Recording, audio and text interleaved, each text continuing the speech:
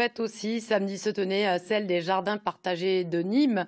L'événement s'est installé cette année sur la commune de Ré-de-Sang grâce à des animations et des ateliers.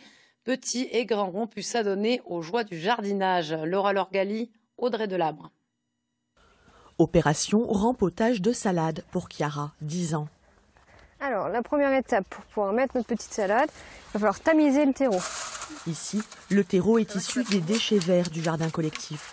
Un compost maison duquel on enlève cailloux et bouts de bois qui gêneraient le développement des racines.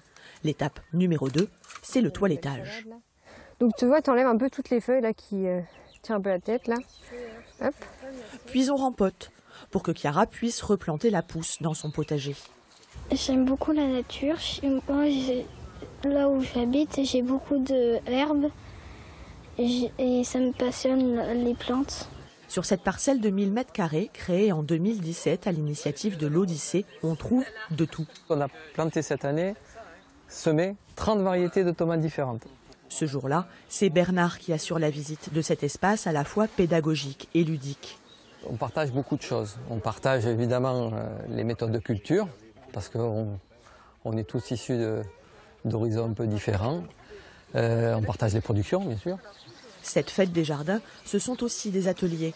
Confection d'épouvantails, fabrication de compost ou encore dégustation de fleurs pour découvrir de nouvelles saveurs, comme ici, la bourrache.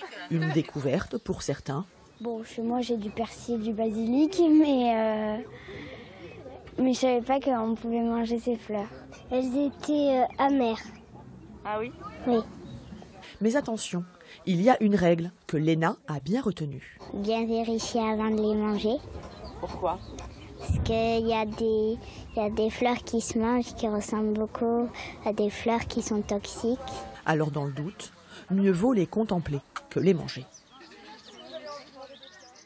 Ce 19-20 en Occitanie est terminé. On se quitte en images avec nos joueurs de rugby du MHR et du Stade Toulousain qui se sont installés au sommet de l'Europe ce week-end. Montpellier, champion de la Challenge Cup, et Toulouse qui rafle la prestigieuse Champions Cup. Félicitations et merci à eux de nous avoir fait rêver. Très bonne soirée. Serfontaine qui garde, qui voit Boutier au soutien. Allez, intérieur. Boutier à l'intérieur. Et voilà l'essai de Goussen.